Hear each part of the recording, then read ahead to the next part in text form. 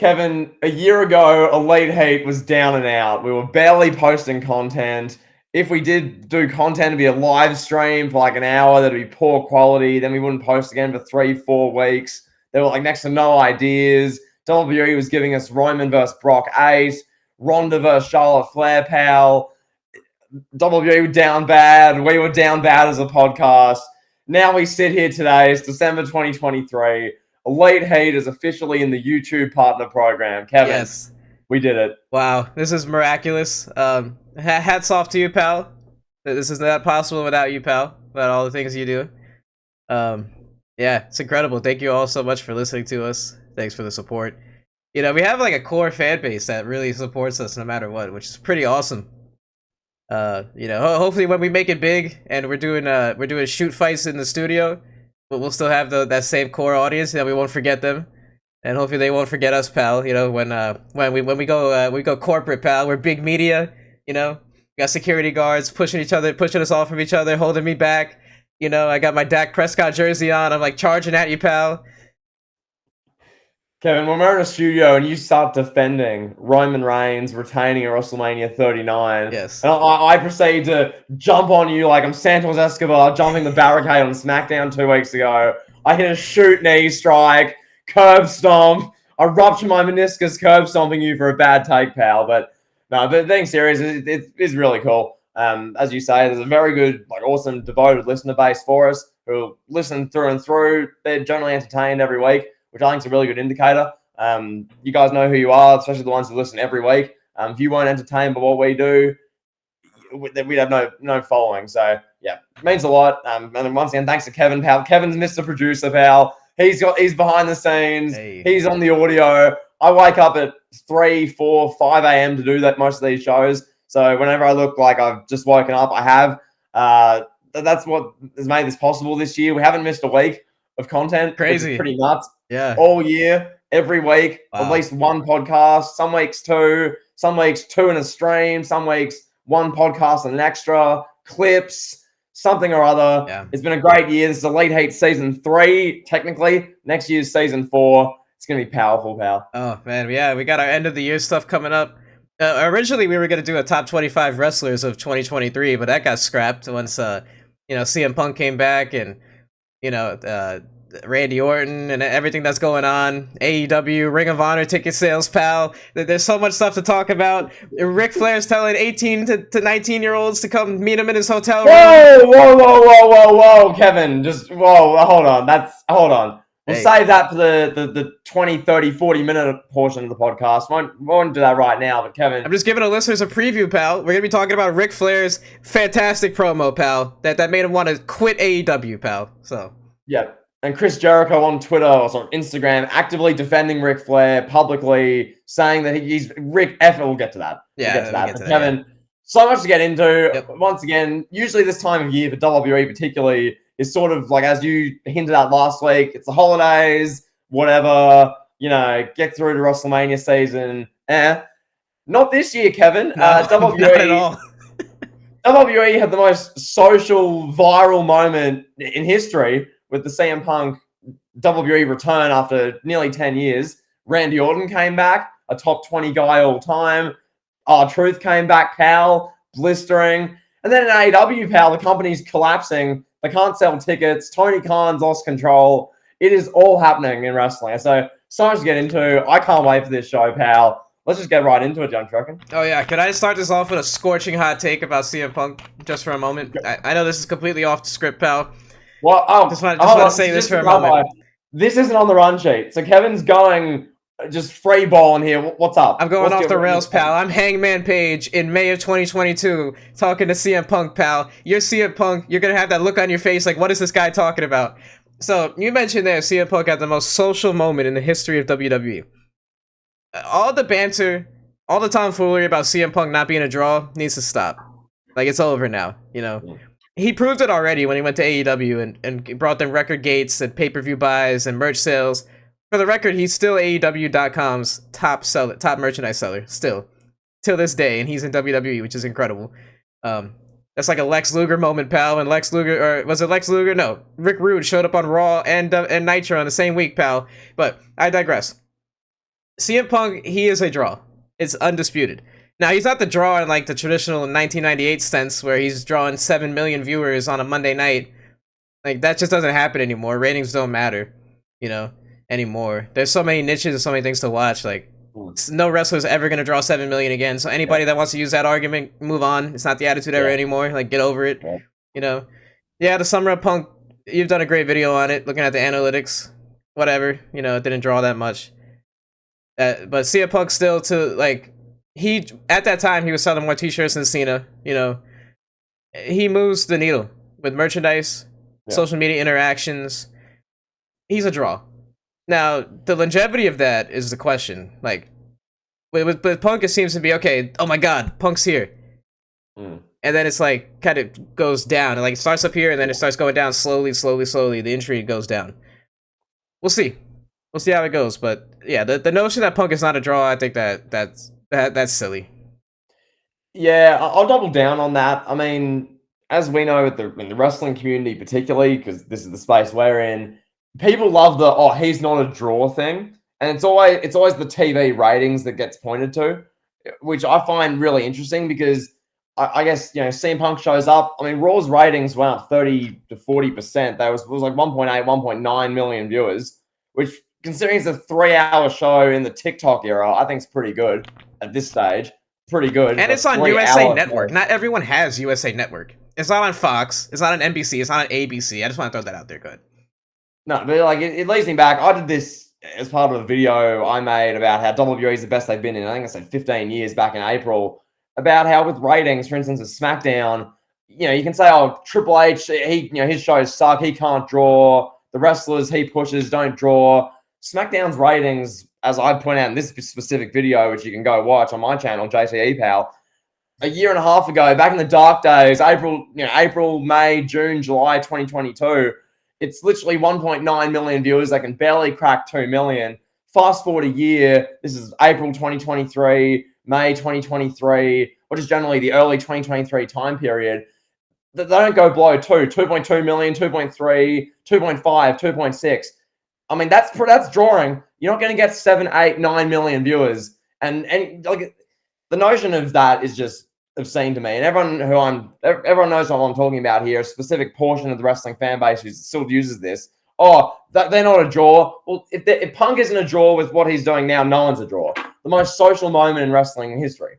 Yeah. Literally. The shares, the plays, TikTok, YouTube, Twitter, X, Instagram, all of it. People are talking. Buzz is there. It's nuts. That being said, Kevin, anything else you want to say on that, pal? Should we double down on this blistering run sheet? No, go ahead, pal. Let's do it. Kevin, I'll just start us off. Now, this was the big angle on SmackDown with Randy Orton. So Randy Orton did return amidst all the chaos of Pepsi Phil. One Bill Phil, pal. Randall J. Orton did return at Survivor Series. As we said, his energy's through the roof. Physique, he's jacked. Orton came back. And on SmackDown, he officially announced, they didn't really announce, but he signed with SmackDown. They did the whole segment. There's LA Knight's out there, Sikoa's out there, Jim Uso's out there, Heyman's there with the phone pal. Adam Pearce is there beefing with Nick Aldis. It's all going down. Randy Orton throws the Raw contract, which was hilarious. That is funny. He signs with SmackDown pal. He RKO's the general manager Aldis. Fun segment, great segment. Shout out Brian, he was there. Good stuff. My take is this. Wait, where was it? In the Garden? It was at the Barclays Center. Oh, cool. Okay. So they're in Brooklyn. Pal, with this, they're clearly setting up Randy Orton versus Roman Reigns, Royal Rumble. Yeah. Pretty big match. Like that's a legitimate big time match. You'll be there. I'm not gonna have a girlfriend after that match, man. It's over. Whoa.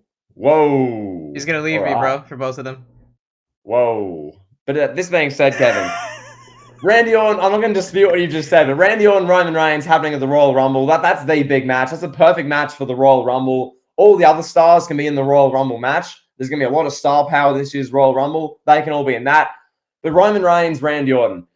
And Kevin, it leads me to this. Cody Rhodes and finishing the story. Now, the whole drama, the whole big scandal of 2023 was Cody Rhodes being politically screwed out of finishing his story. And oh, man. I was thinking about Cody's story. I'm like, his story has so much more meat on the bone, so much more zest Oh my God. with Randy Orton.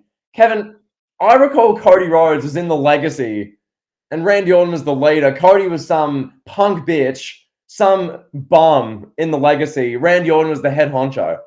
So now, 15, 14, 13 years later, I figure WrestleMania, nothing screams finishing the story from the Cody standpoint, like dethroning and pinning, not Roman Reigns, Randy Orton to win the undisputed Universal Championship.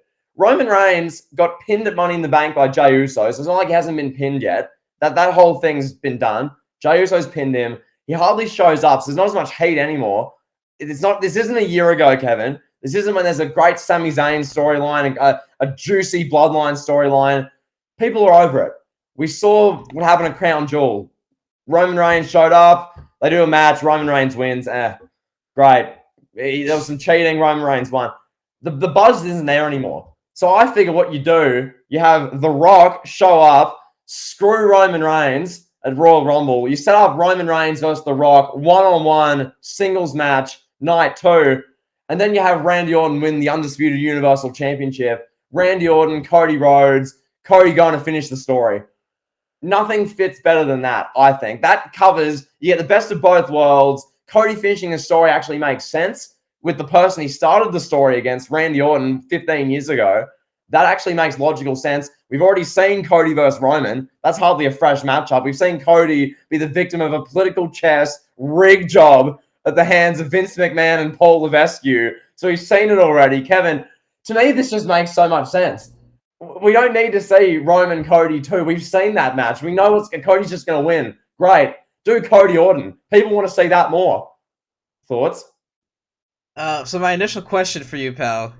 Have you been playing WWE 2K a lot recently? No, pal. That sounds like something straight from Universe Mode, pal. Oh, Dwayne shows up at the Royal Rumble. Dwayne is here, pal. Randy Orton wins. So interesting. No, that's interesting. I mean, I live Legacy. I live through Legacy. I don't want to see that. One third of Legacy is in the middle of a bankrolled lawsuit for stealing millions of dollars from poor people in Mississippi. So I don't think WWE wants to put any light on Ted DiBiase Jr. You know, so I don't think we're gonna get a Legacy callback nostalgia feud anytime soon. My memories of Legacy is Cody Rhodes coming out in a diaper, being Randy Orton's sidekick, where Randy Orton looked like a shaved penis, pal, with his bald head and his oil. You know, like no, like Randy Orton looked like a lubed up shaved penis, pal, during Legacy. So please, no, that is not a great idea of finishing the story. No, pal. I'm sorry. I'm trying not to be so hyper negative here, pal. I don't want to bury your idea. That's brilliant. To quote you, pal, play it on 2K.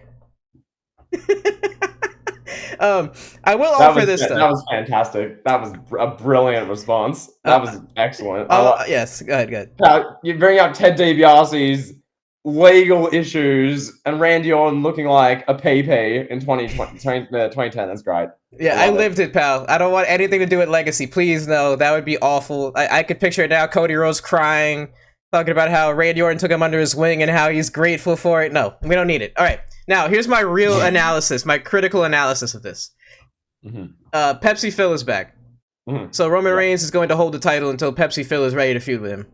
I feel like that's where we're going now. Probably Punk Reigns at SummerSlam. Where's SummerSlam next year? Is it in another country? Did they announce? I don't remember. Is it in the States? SummerSlam's in the believe SummerSlam's in the States, and then they're doing Bash at Berlin in Germany. Like, was this a few weeks either side of it? I forget which, but SummerSlam's in the States that I'm aware of. We'll get Pepsi Phil and Roman, I think, around that time. Roman's gonna hold the title for God knows how long now at this point. I don't see him losing it to Cody now. Or anyone. I don't see it. Cody's proved that he doesn't even need it either. That's the thing. Like, Cody doesn't need both belts, you know, or the mustard belt. Cody doesn't need Paul Heyman, pal. There's too much money in a Roman Punk feud with Paul Heyman in the middle. There's too much money in that. Roman's gonna hold the belt. You don't need the title for that. You do not need the championship for that feud. You just don't. Hey, whether they need it or not, it doesn't. It's irrelevant because that's probably what's gonna happen. You know. Okay, now that being considered, Kevin, Yes. Which is fair, I want to transition. I just want to throw this out here Yep. now. So there's so much going on. We'll discuss more questions on these stars: CM Punk, Pepsi Phil, One Bill Phil, Randy Orton, Roman. This is all happening. Yep. There's plenty of months. I want to lay this out on the table now. But like a realistic, like what they could and probably will do at WrestleMania. Yeah. Like sort of card. Now you can give your initial feedback, comments, listeners. You give your feedback, then we'll move on with the show. So, Kevin, WrestleMania 40. This is what I wrote down, thinking if I'm Paul Levesque, what am I booking realistically? Like if I'm Paul Levesque and Nick Khan, we got a piece of paper, pal, got a notepad. What are we writing down? Yeah. So, night one, okay? These are just the matches. Night one. Santos Escobar versus Rey Mysterio. Love it. Makes sense. Yep. Santos saying, I want your leg to get a sepsis. I want your leg to be amputated. Rey Mysterio crying, saying he's defending his honor. Brilliant. Writes itself. United States Championship. Logan Paul defends against LA Knight. I think that's the perfect spot for both guys. Sign me up for that. LA Knight burying Logan Paul on the mic for 3 straight weeks. Yeah, sign me up for that. I'd love it. If you think Logan Paul loves Crypto Zoo, say yeah. It's gonna be fantastic. Now, Kevin, with everything I've just said, considered, I think Randy Orton should. That considered, realistically, what I think will happen, what I think will be a great match, Randy Orton versus Bad Bunny. That's interesting. Just saying. I'd like to see that. That's interesting. I'd love to see that. Okay. That match is that's celebrity. That's big time. You and your friends, that'd be that's big. People would be talking. That's big. Yeah, that's a big. match. Yeah. That's huge. I was thinking if I'm Nick Khan, Orton versus Bad Bunny, I think it'd be sick. Like Bad Bunny comes out, Orton's Arco is Bad Bunny. Imagine that. Like you picture this, right? Bad Bunny's sitting in the crowd, right? They're like, "Oh, Bad Bunny's here." Randy Orton just walks up to him, smacks the shit out of him in the front row. Just like that'd be great. I'd love that. Or exclusive Monday Night Raw, Bad Bunny. Oh, sorry, SmackDown, Bad Bunny concert. Yeah, it's like March 2024. Randy Orton. Arco out of nowhere off the stage to Bad Bunny. Love it. That goes everywhere. Sign me up. Yeah, I love that. Sign me up for that. Yeah, I saw that'd be sick. So Orton versus Bad Bunny, that'd be dope. Then the Women's Championship, Rhea Ripley defends against Becky Lynch. That's huge. That's the biggest women's match of the last God knows how many years. Will we get a storyline? Or will the storyline consist of Rhea Ripley yelling at grown men like she did to Randy Orton on Monday? Or referees or Adam Pearce? And then Becky Lynch will come out every week and say, "I'm the man. I deserve a championship match." Or will we get an actual storyline that we could sink our teeth into? I could do. You do a storyline where Becky's just like, "Look, I mean, you haven't beaten anyone. Like, what is your legacy with this championship reign? I've done X, Y, and Z. What have you really done? I like that. You've confronted a bunch of men who you're not going to wrestle in anyway. You can confront Drew McIntyre and Adam Pearce on Raw, Rhea. But that does nothing for your championship reign as the women's champion. Beat me, and you actually, earn respect or something like that. And then Rhea can be like, "Yeah, bitch, I'll beat you." Like, I like it. Do something like that. So that'd be great. And your main event of night one, WWE World Heavyweight Title, Seth Rollins defends against Pepsi Phil, One Bill Phil, CM Punk. That sounds good. Money. I mean, I'm interested. Money. I'm down. As they say, I'm down, pal. In the middle of that feud, they have to leak that CM Punk and Seth Rollins got into a shoot altercation at an airport or something. They have to play up on the beef. That has to come out. Even though it's fabricated and bullshit, we have to get a story from Sean Ross Sapp where he's like, "Bro, CM Punk just threw coffee at Colby Lopez in the middle of a Illinois airport." Pal, we need that. And Punk and Rollins would happily, but I think Punk would love to do stuff like that, like played up spoof skits. Apparently, they've recorded one where Rollins tries to break into Punk's locker room or something. I love it. Something like that. Like, that'd be hilarious. Like, Rollins has arena security, referees. He's like bashing at Punk's locker room door. He tries like super kick the door. Stuff like that would be fantastic. Yeah. But anyway, we get phone camera footage of like an altercation between them at like a Starbucks in Austin, Texas. We need it. Punk's at a Blackhawks game and Seth Rollins just jumps him like yes. Oh, that's great. Yeah, Rollins like, "The Blackhawks suck." And he's just like elbowing him, and AJ Lee's like, "Oh my god!" Man, that would shine a light on the NHL, man. That'd be the most talked about thing ever in the NHL if they did that. That'd be crazy. I know that'd be nuts. There's so much you can work with. I want to see like a TNA Impact 2012 hidden camera backstage segment. You got like Titus O'Neil filming in the backstage area. Seth Rollins walks through catering. He's going about his business. He sees Punk walk in. He just death stares him. He rushes through catering and tries to beat him up. So much you can do. So that's night one, pal. Casually, that'd be night one. And then there's night two, so there's still a whole other night of content. Now, right. I've thrown this together. These are 4 matches. I think these would all be quite good. SmackDown Women's title seems like they're going towards Io Sky against Bayley. That's the sort of direction they're going. I like it. I have Sasha Banks return at WrestleMania as like maybe after the match or maybe to help Bayley win, something like that. I don't know. But that'd be huge. People would be talking about that. That'd be sick. Then IC title, Gunther defends against Brock Lesnar. Love it. I'm down.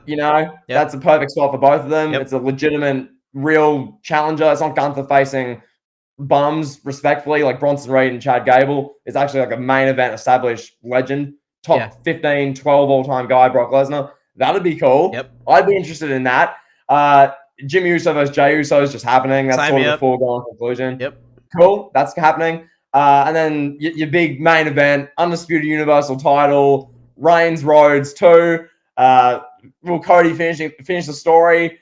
Probably not at this point. Roman will hold the title and beat Bruno. Yep. We've established that. He's going to hold the title for 7 years and never lose it, then retire. Yep. We've established that, but will Cody finish the story? It could be good. And then one more thing, pal.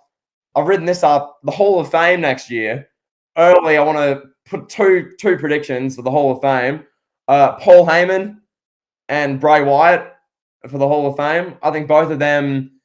It's in Philadelphia. Heyman can go. That just makes sense. It should, Heyman, he should now. And then Bray Wyatt, it's just obvious. Yep. Like he should just go in. Absolutely. Who inducts him? Could be Bo Dallas. Could be IRS. Could be Rowan. Could be Strowman. Could be a combination of all of them. I don't know. But that just makes too much sense. So Kevin, a lot's there. That's just my rough start of December WrestleMania card. I think it'd be pretty good. They should put the whole Wyatt family in too. I think just put them all in there. Put Luke Harper in there too.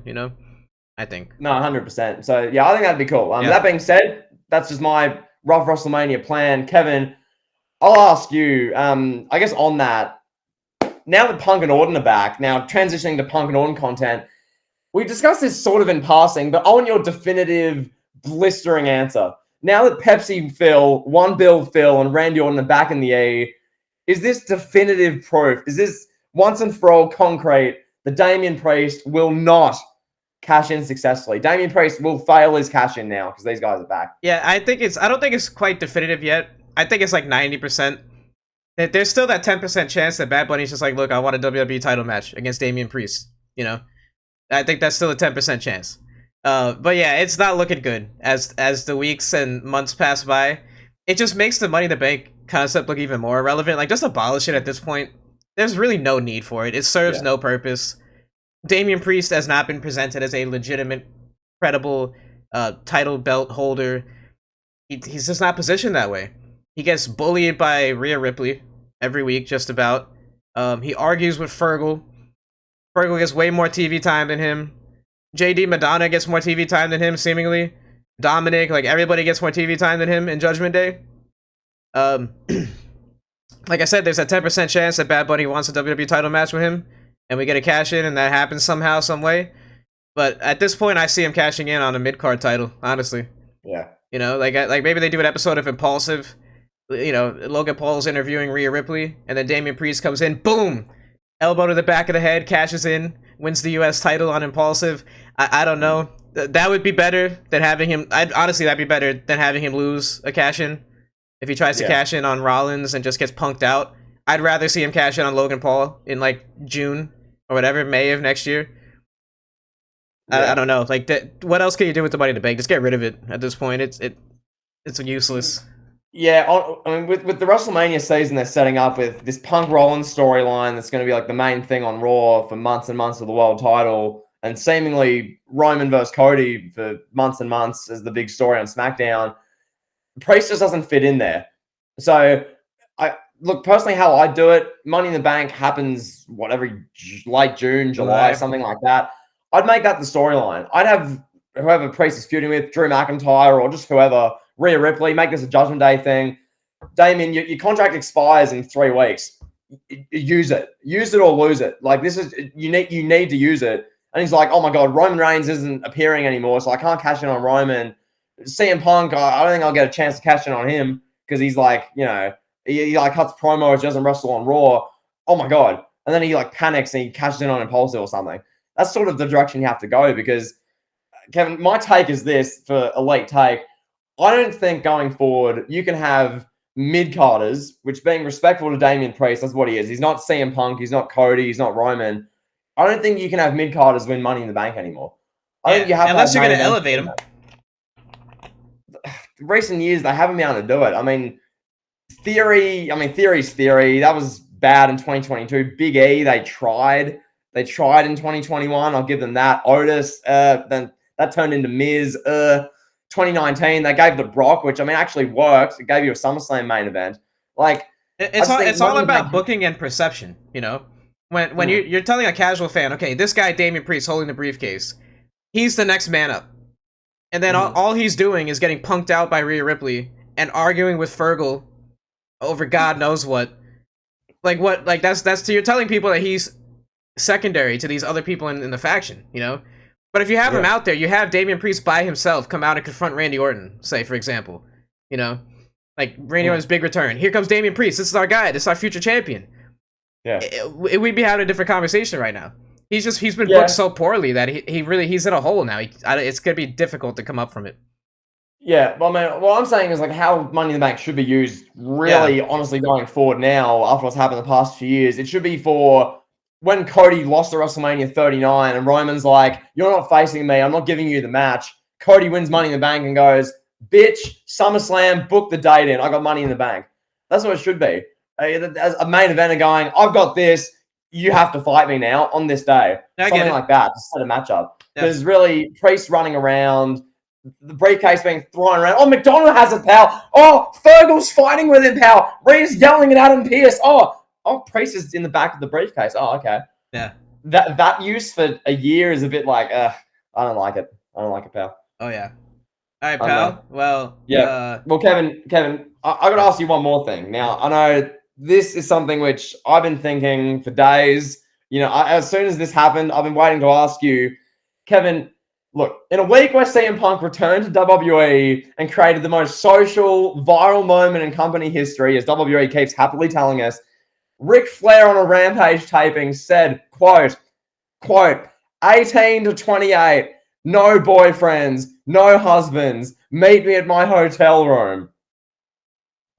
Kevin, what are your honest thoughts on this? Well, try to be very careful here with how I answer this question. Ric Flair is he's what? 75? 74?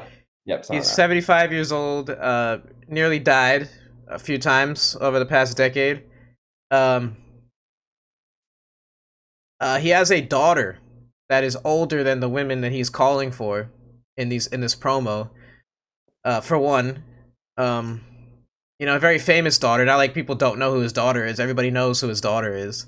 So that's just like, I wonder what, I would love to know what Charlotte Flair thinks about this. I'd love to see that. Like, I'd love to ask her. I'd love to be a media guy backstage at a SmackDown. I'd love to pull Charlotte aside. Hey, I need this. I'm writing this piece. Hey, let me ask you. Your father said this. What do you think about that? I'd love to know what she thinks. That's $1 million question for me. I'm watching this and I'm like, AEW is really in a dark place right now.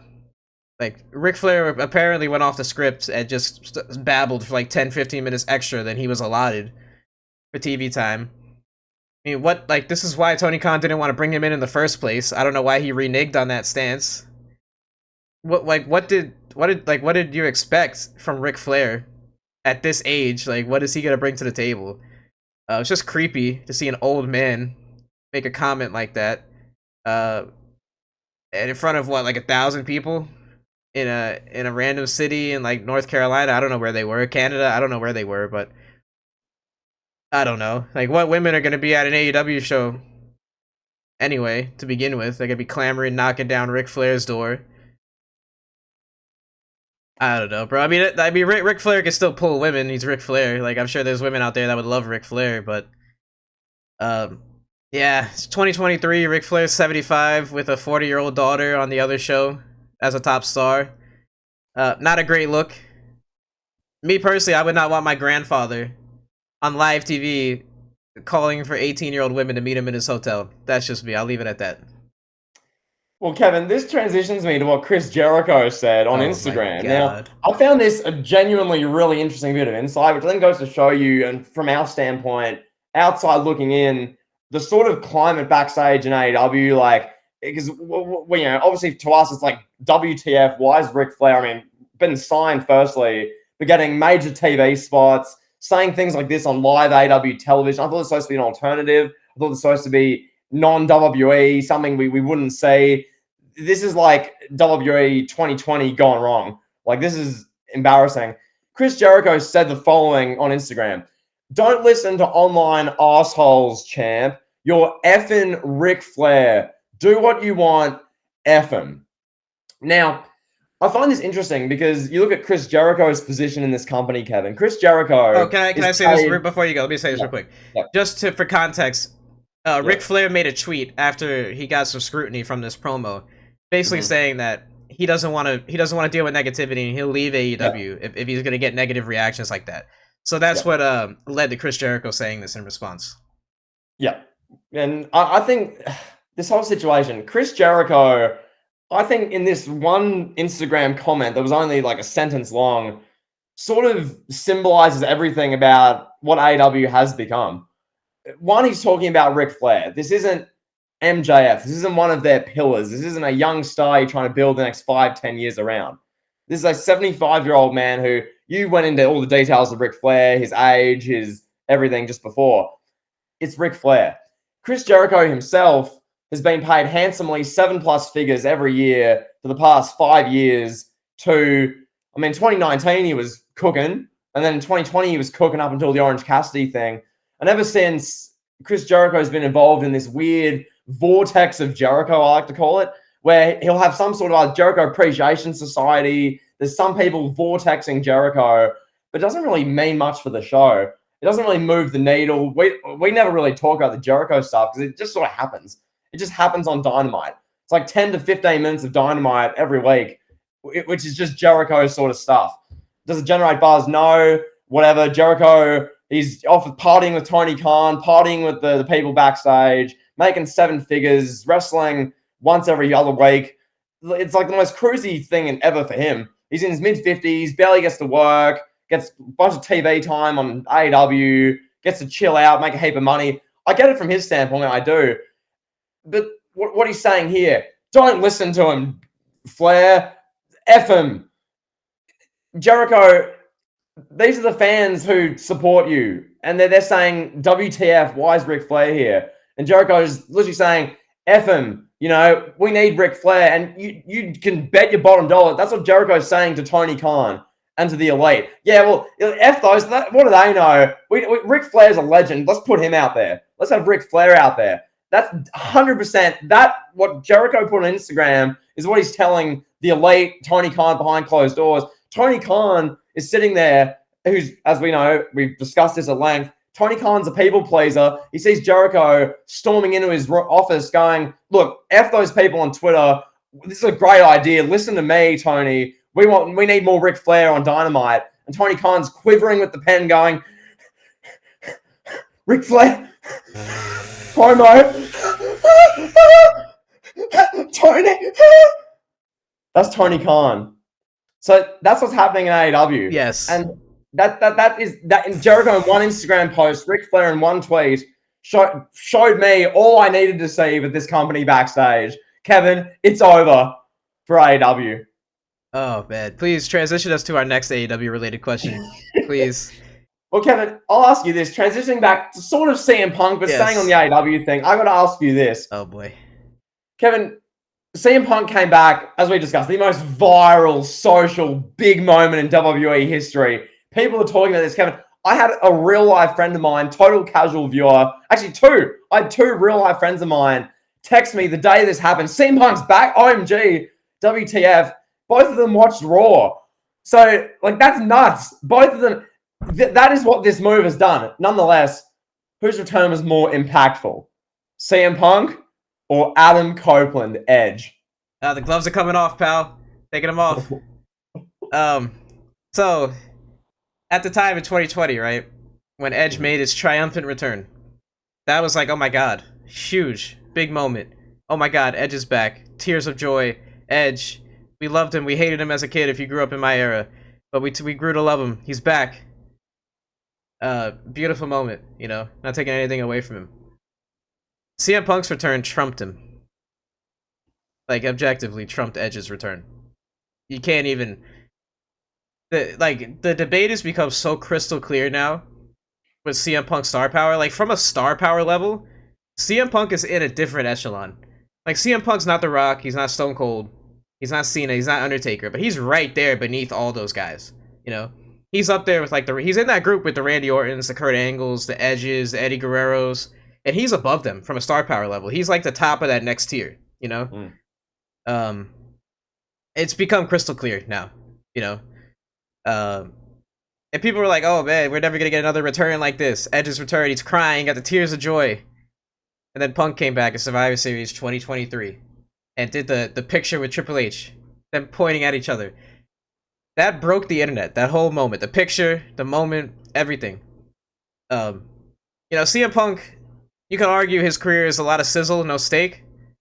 When you really break it down, you bluntly describe what his career was. You know, a 2.5 roughly year-long run as a top guy.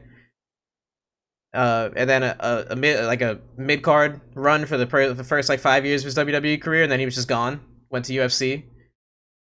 You know, Edge definitely did more. Like, that goes without question. Edge did a million things more. You know, bigger resume.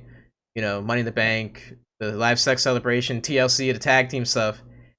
But if you're looking at pure star power, man, Punk is like, he's on another level now, you know? Well, Pat, one thing on this, which I give full credit to Punk about, and he is genuinely so good. He understands, I mean, attention and like how to get interest better than I'd say any wrestler today.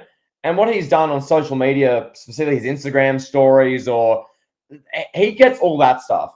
What's going to get people talking? What's going to get people thinking, oh, OMG? Because that's what a lot of wrestling is. Wrestling is, it's a cinema, it's theater, it's, you know, OMG, will this happen? Will this not happen? Is it a work? Is it a shoot? CM Punk is a master of it all.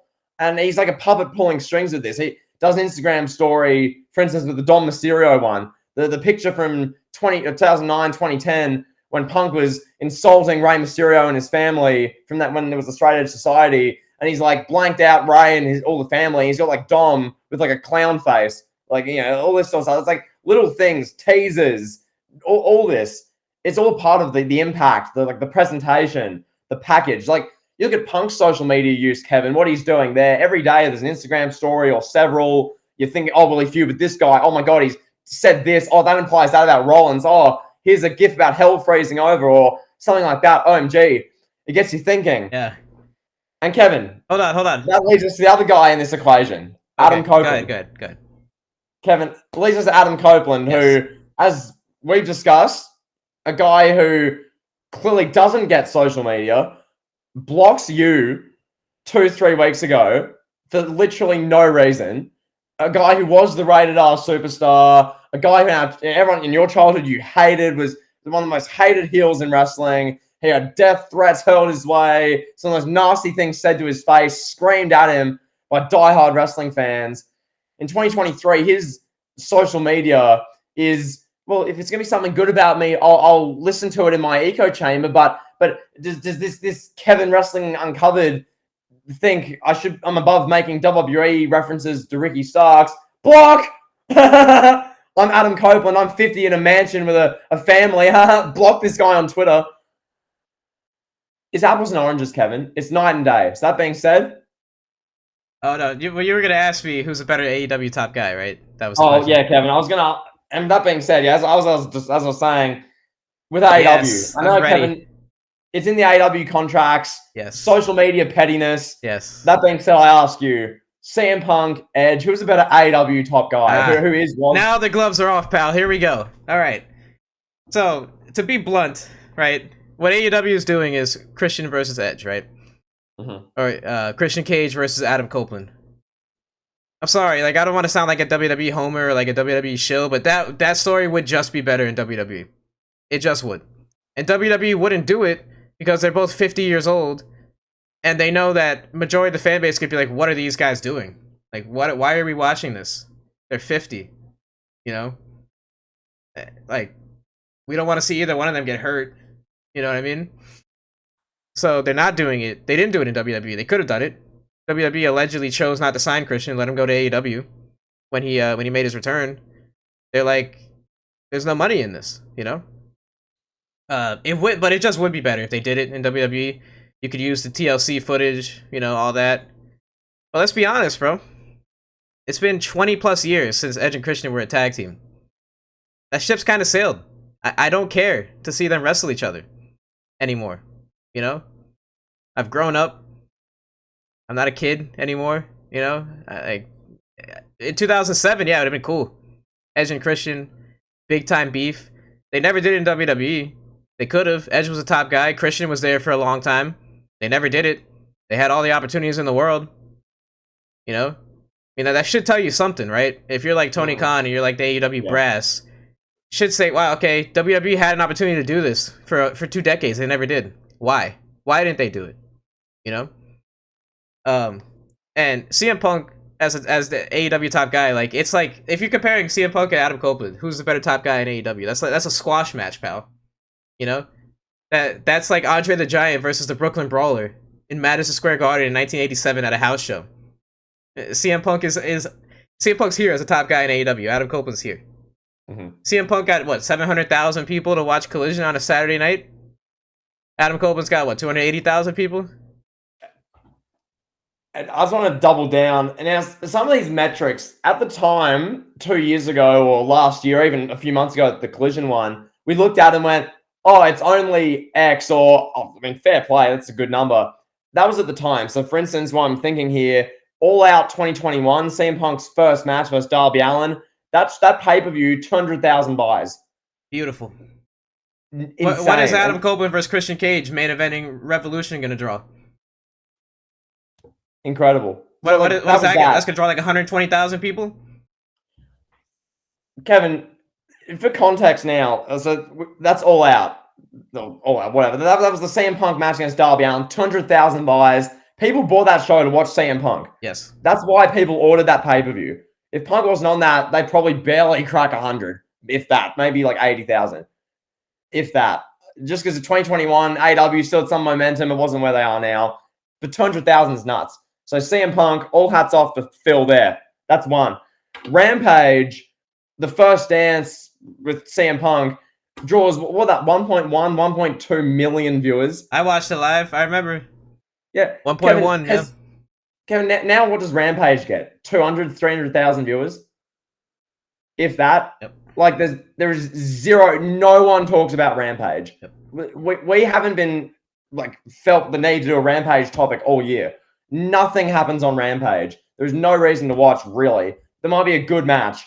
Okay. But CM Punk, everything he did on that, or everything. The first dance, 1.2, 1.3. I think the viewership peaked at like 1.5 million for the intro when CM Punk came out, which is nuts compared to the 200,000 they get now. That's nuts. Collision, 4 months ago, not even, a few months back. CM Punk's there each week when he's feuding with Ricky Starks. He's doing his thing. 700,000 viewers. They get like 800,000. I think for some Punk segments, they peaked around 850-ish thousand, something like that. You know, close-ish to a million, sort of. Punk's not there now. And it's Adam Copeland versus Edge. And Adam Copeland's running out there with Sting and Darby Allin facing a random Ring of Honor tag team who literally no one knows or cares about. And Lance Archer, who's like 47, on Collision in the middle of a Saturday night. That's getting 250,000 viewers. 3 times less viewers in 3 months. Kevin, the proof's in the pudding now. I mean, as you're saying throughout this show, CM Punk as a draw is nuts. And that being said, unless it's something more you want to double down on with that, go ahead. I'll ask you this. As far as Punk's return, it was the most shocking moment since...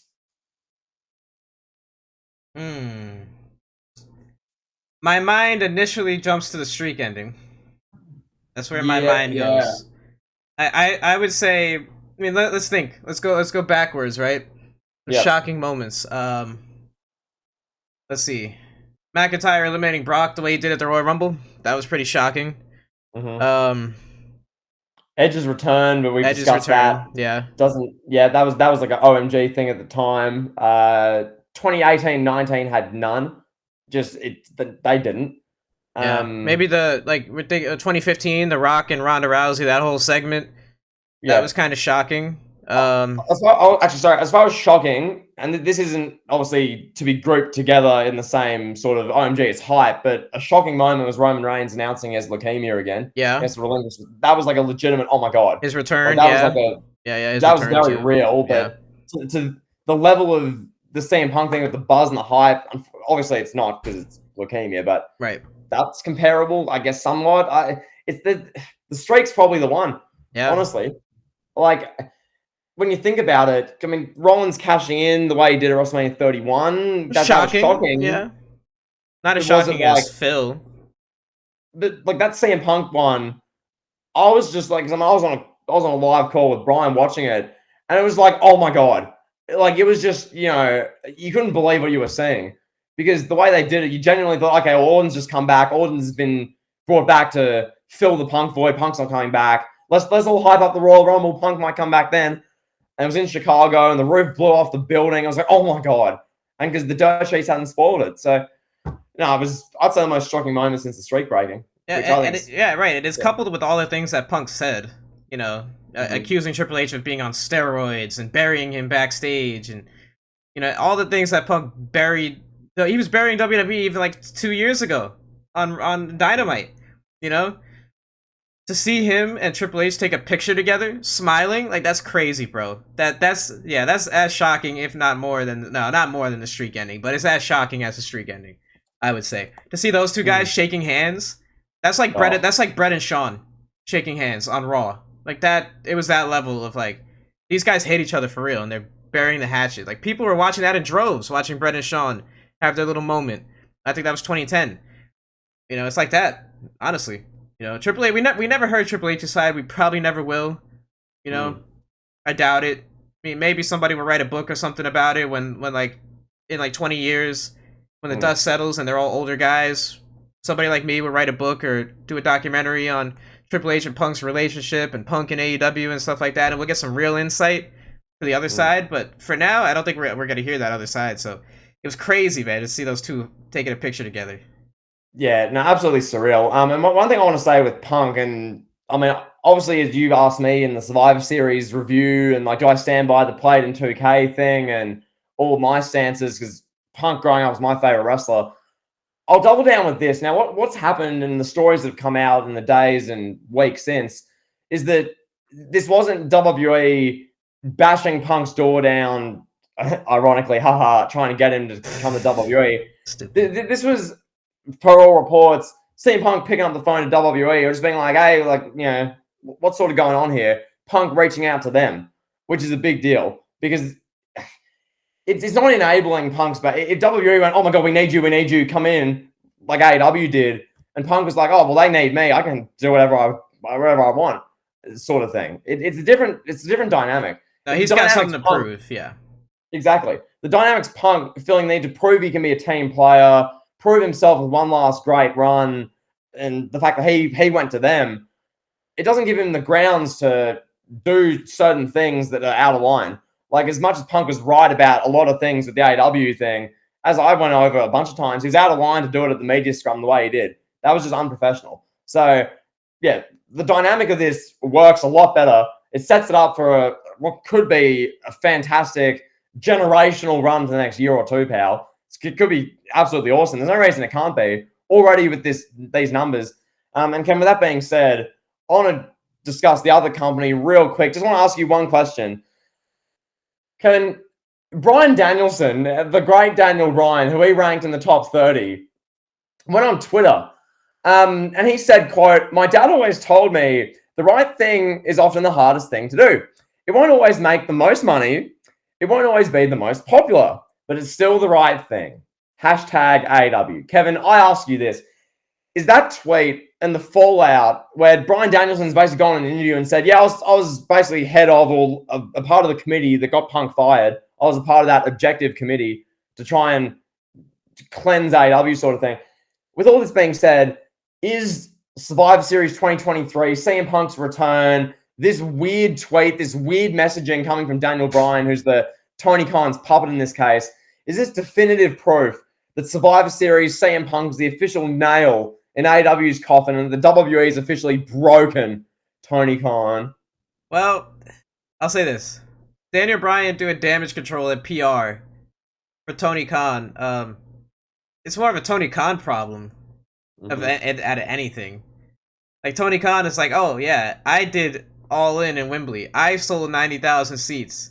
But this guy fired Punk. Keep that in mind. It wasn't me. It was this guy. You know? Not a great look for the billionaire owner of AEW to have his top guy doing PR. And I'm sure Bryan's happy to do it. You know, Bryan's doing his job.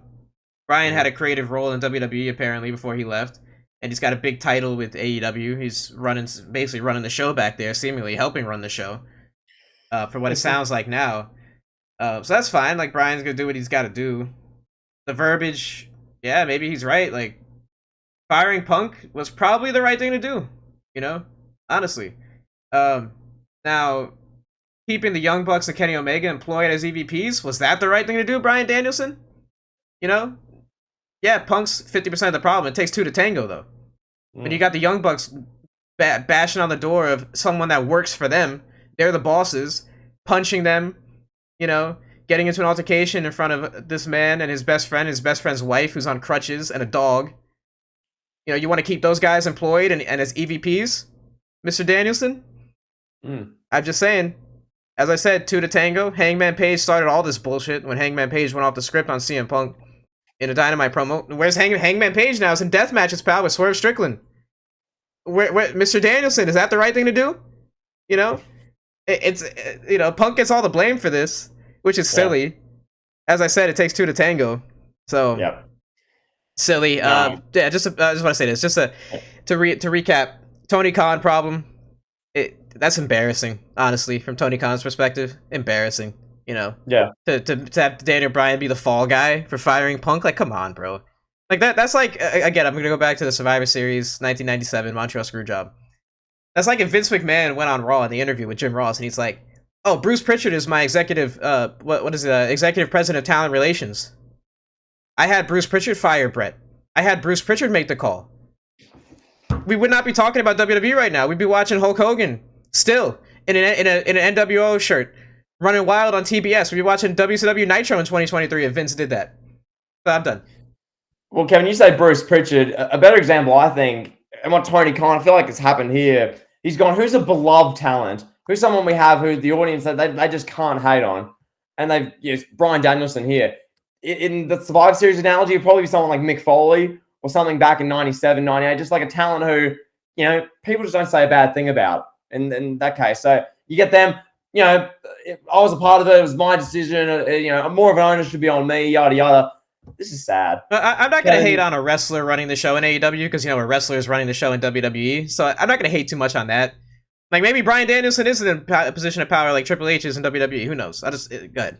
I want to interject. Well, one's a well-oiled corporate machine. The other's inmates running the asylum, amateur hour sort of stuff. So it is different. And Kevin, I will say, as I specifically went on record in our show about 5-6 weeks ago that popped off, by the way, the WWE has broken Tony Khan. Yes. And 2023 has been proof of that. In the coming week or two, I don't know exactly which week, we're going to do our year-end, just wrestling year-end review, talking about all the big things. The title of the review is How the WWE Broke Tony Khan, How the WWE Won 2023, just generally. But we're going to deep dive more. But that being said, Kevin, I want to ask you one more thing on that before we go around the world and wrap this whole show up.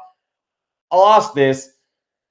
This came across my feed, and I thought this is fascinating. So, Kevin, Ring of Honor. This is the big show, pal. Tony Khan paid $40+ million for this. This clearly has stock. This has value. If you're going to pay $40+ million for something, clearly it's valuable. So Tony Khan buys Ring of Honor. Yep. And they had their big show, Kevin. This is the event for Ring of Honor. This is their big show. Final Battle, December 15th. It's taking place at the Curtis Culwell Center, Garland, Texas.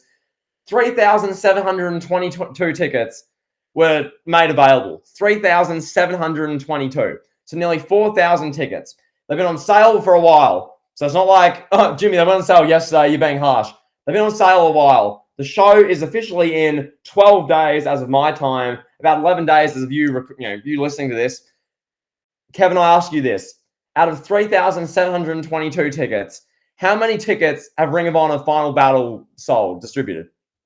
I'd probably say like 600, 700. Maybe 1,000. Maybe 1,000. Well, Kevin, and I want to say before I give you the answer, you'd think it's only 3,700 people. Yeah. I mean, it's in Texas. It's not like this is some remote regional part of the world where no one knows what wrestling is. It's an event. It's only a couple thousand people. It's got the big backing of All Elite Wrestling, a nationally wide conglomerate. Ring of Honor wrestlers get television time every week in front of 700. Now it's dwindling, 600,000 people in Dynamite every week. I think they'd be able to get at least 2,000 tickets. I think the least you could do, distribute 2,000 tickets. Well, Kevin, they haven't even been able to get half that. They've barely cracked 990. Well, what are the big matches being announced for this show? The big matches, Kevin. As you talk to listeners, I'll pull up the big matches for this event. So talk to us, pal. Yeah. So first of all, with Ring of Honor, I remember going to a Ring of Honor show in my city. It was like when Cody was still there. That was cool. Like Ring of Honor had a period, man, where I was going to the shows. Like I used to like Ring of Honor a lot. I used to watch it. Like sometimes I'd catch some clips. Ring of Honor, basically right now in WWE, we're watching Ring of Honor from 10, 15 years ago. Kevin Owens, Danielson, Cesaro, Punk, Samoa Joe. Like a lot of these top stars in both companies nowadays came from Ring of Honor. Like, I don't know. There's a lot of fun matches. Go ahead, pal. Did you find anything Kevin, out? I can see why this hasn't sold 1,000 tickets. This is, oh my god. And there's only 2 matches announced. This is like WWE 2019 sort of stuff. We're like a week from the show, just about. And the 2 matches, Kevin, ROH Women's World Title, Athena. So the talent who Tony Khan forgets is employed, barely showcases Athena. She's wrestling Billy Starks. Okay. So that's Ember Moon, as some would know of as Billy Starks for the women's title. Who is Billy Starks? Kevin, you should know that, pal. That's Billy Starks, pal. Yeah.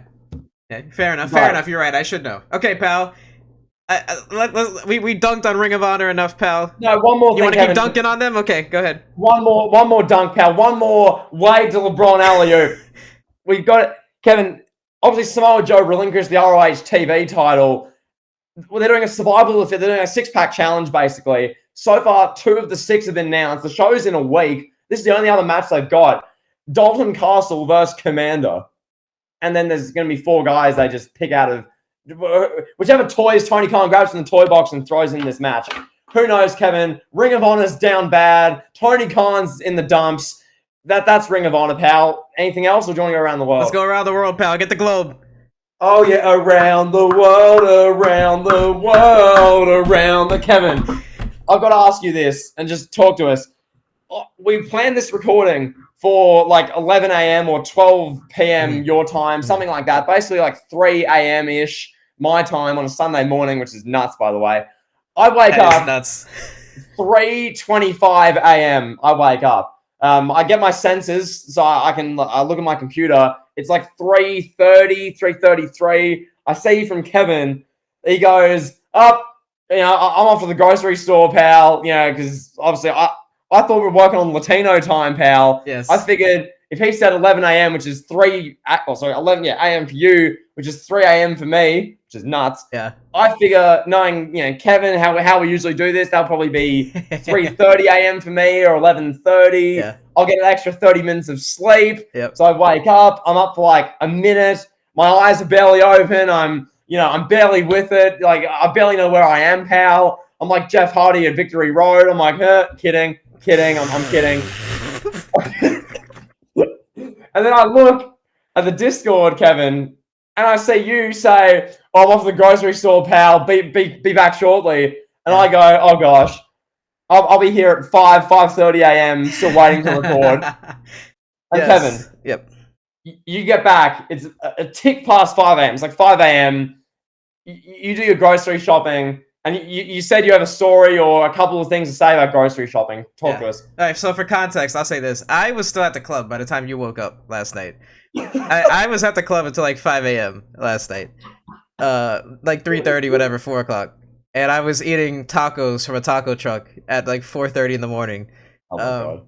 So Brilliant. yeah, I mean, I work hard, pal. You know, I play hard too. You know what I'm saying? Whoa. Yep. Okay. So, yep. yeah. So my plan was not to do that. My plan was to get up early this morning, go grocery shopping first, go to the gym, get a workout in, be back by 11, ready to record this. I end up not going to bed till like 5:30 in the morning.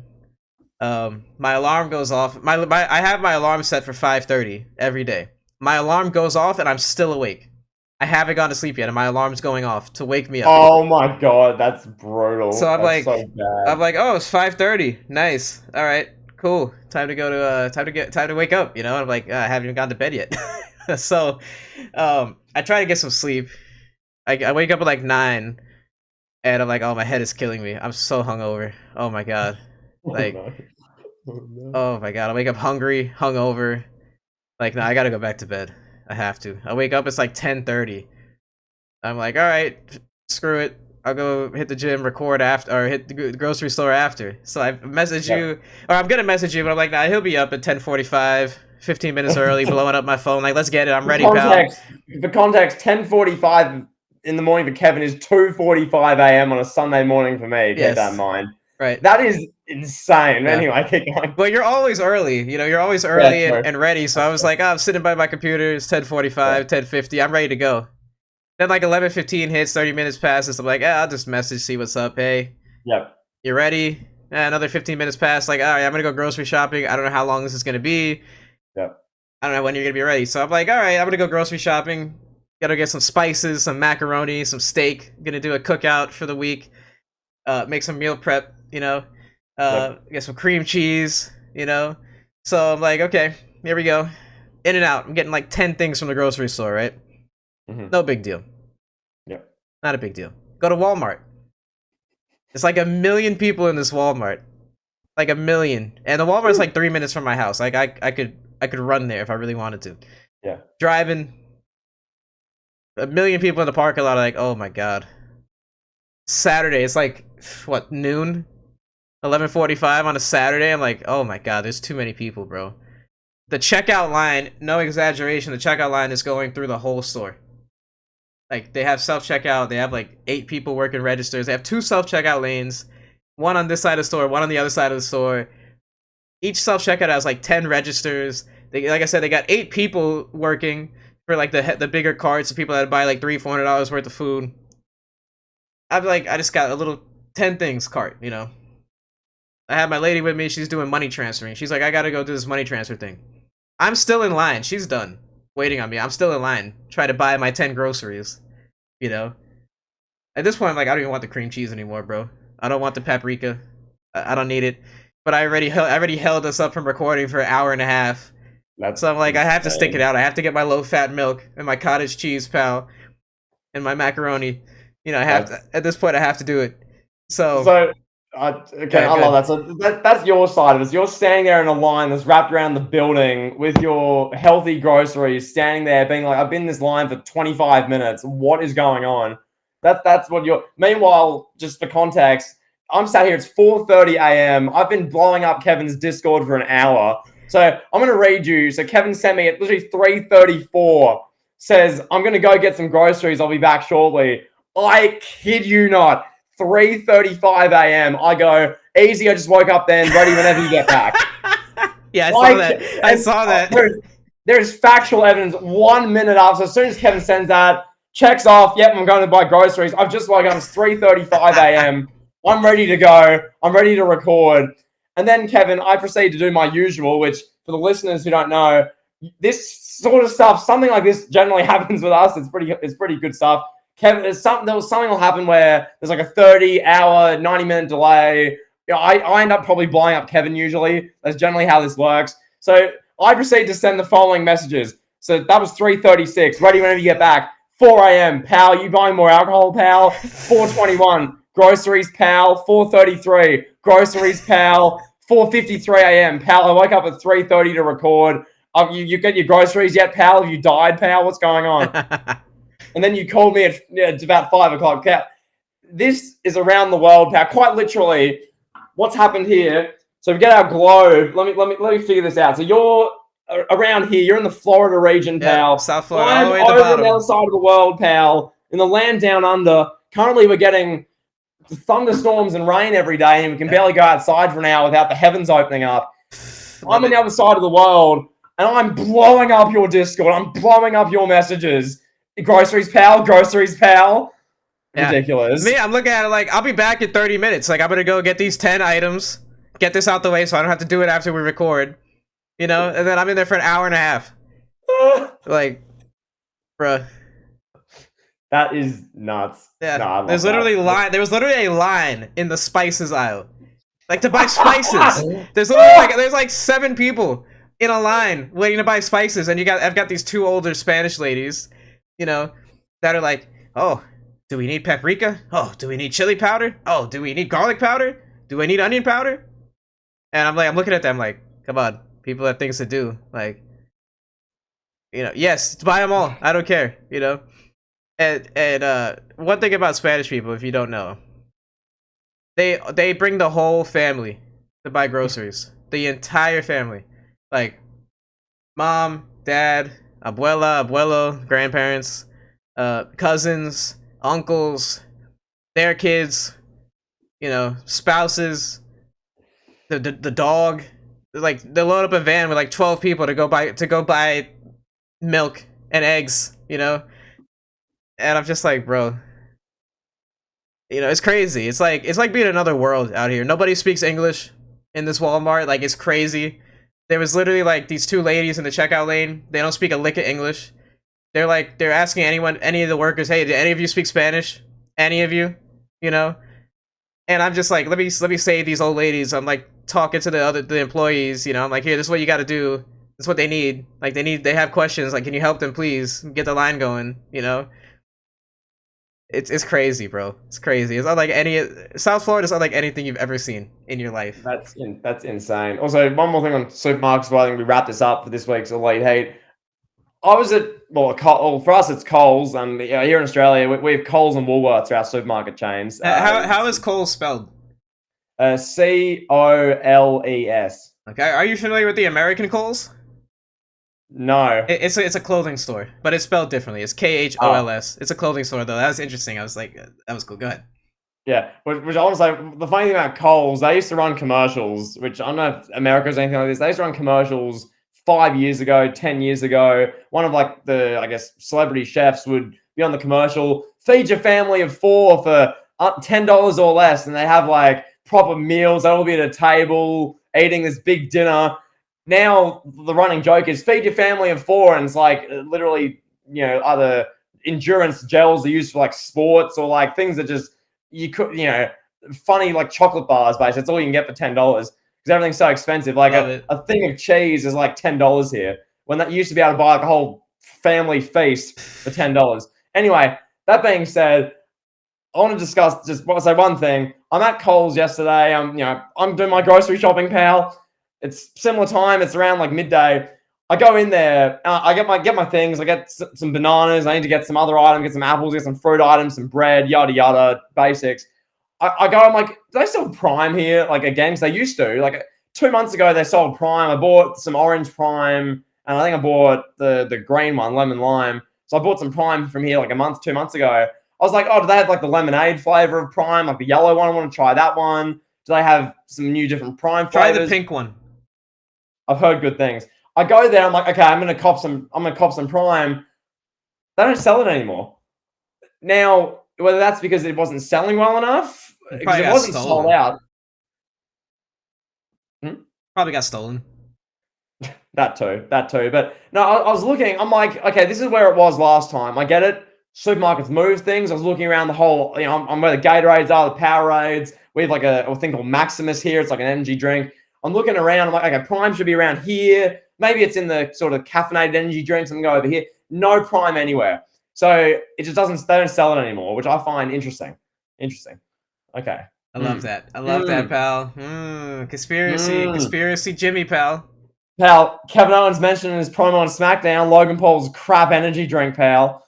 There you go, pal. I saw like Prime like chews or something. I don't know. It was some new shit. I saw it at the grocery store. It's like chews or like energy bites or something. I don't know what it was. I was like, I am not trying that. No way. Ridiculous. All right, pal. Horrendous. Are we That's done? been a powerful episode, Kevin. From this week on, we're in awards season. We are in the 2023 wrap up, Kevin. Yes. I will say, I look forward to every show. Our top 25 is our Elite Heat 25. That is going to be the biggest show of the month. We have big ones. We have years in review. We have our awards show. We have our top matches, top fives, everything, top superstars. That specific one, the top 25, that is the show, I feel. Then we're going to do Big Calls to Open 2024. That's going to be blistering. So can't wait, pal. A huge month ahead. We're monetized, pal. Nick Khan is giving us dollar bills. Next thing, we need a sponsor. We need sponsors for this show. So if you're a sponsor listening, if you have connections, if you know someone who can sponsor our show, that'll be awesome. Yes, sir. All right. Thank you all for listening. Peace.